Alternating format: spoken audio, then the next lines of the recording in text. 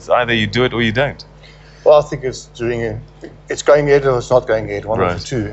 I don't think there's a compromise in between. Okay. The roads must be paid for in one way or another, whether it's through a fuel levy, that many people propagate it, or taxes, or the e-tax, or whatever. You know, we'll have to pay for these roads. All right. So, just very quickly recap: what are the arguments for e-tolling and the arguments against e-tolling?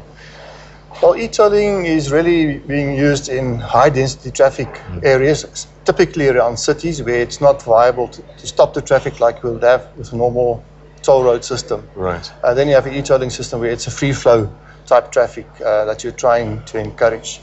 I think many people would not like to go that way, you know, because they don't want to pay for these roads through the e-tolls. But it's really, if the roads have to be tolled in an urban area, this is the better way of tolling it. Right. Not to have stop-starts. Right. And then the downside of this, why the uproar?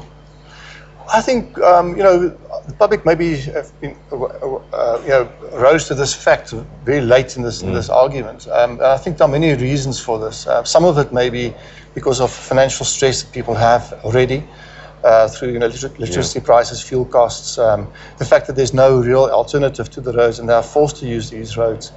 And then many people saying, you know, I'm paying my taxes, why can't these taxes really pay for these roads themselves? Is there another way that the government can do this?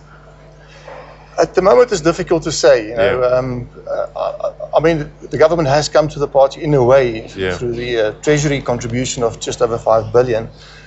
There were many arguments in the run-up to these court cases that a fuel levy would have been the better way of doing it. It would have been cheaper and maybe not as equitable as an e-tag, which is focused on the user pay principle. But if you have a fuel levy that's maybe countrywide, contributing towards urban roads in this province, that is, in any case, the province that contributes the largest portion to the GDP in the country, and the whole country benefits from that. So there are counter-arguments. The fuel levies could have done this thing as well, but at a much lower cost. So it's about, do we spread the burden or do we focus it in just Gauteng? Yeah, well, at the moment, it's focused in just Gauteng through the user pay principle, which is the mandate that SANRAL has, you know, through its National Road Traffic Act and also the White Paper National Transport Policy of 1996. The counter-argument is that you spread the burden throughout South Africa. Like the Gautengers will probably pay for the upgrades of the roads in, for instance, Western Cape and Durban as well in future, because those roads must also be upgraded. What about VAT? That's another way. We pay some of the lowest VAT in the world. Well, you know, VAT will really impact on many poor people. Where if you look at the fuel levy, it's more the users of, you know, motor cars and companies and trucks and so on that will contribute towards that. All right, okay, so, you know, this taxation system comes at a critical time where the general public, as we were saying, is under severe pressure. So taxing them it's not really an option, or is it?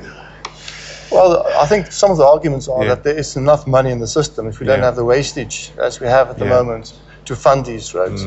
But unfortunately, you know, I think many governments have the scenario that we have in any case. All right, if government goes ahead with this and the debt is finally paid off, whatever year that is, what happens then? Does the e-tolling disappear, or does it carry on for other reasons? Well, it will probably carry on for other reasons, but we must not forget that the e-tolling revenue is to settle debts, but also to maintain the roads. Right. And to keep on expanding where necessary as traffic pressures arise in certain areas. So it's not only for the debt itself, it's for the maintenance as well. And the ideal is that, you know, towards the end of say the 30-year period, that the new roads should have been funded already through these revenues that they would generate through the e-tolling to fund those roads coming in the future. Everyone is going anti with these e-tags. What is the benefit of getting a tag? Because it goes beyond Gauteng, doesn't it? Yes, well, at the initial stage, you'll also be able to use the e-tag on the Bakwena road system, which is towards Polokwane and towards the west.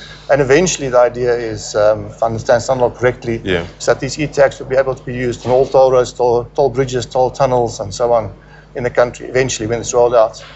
So you can avoid the queues. Yes, avoid the queues. All right, Prof. Walters, thank you very much indeed for joining us on the program. I'm sure this debate will continue, certainly for this week. Let's find out if COSATU does follow through with that industrial action, and we'll find out how many people actually do register for their tags and start the e-tolling process.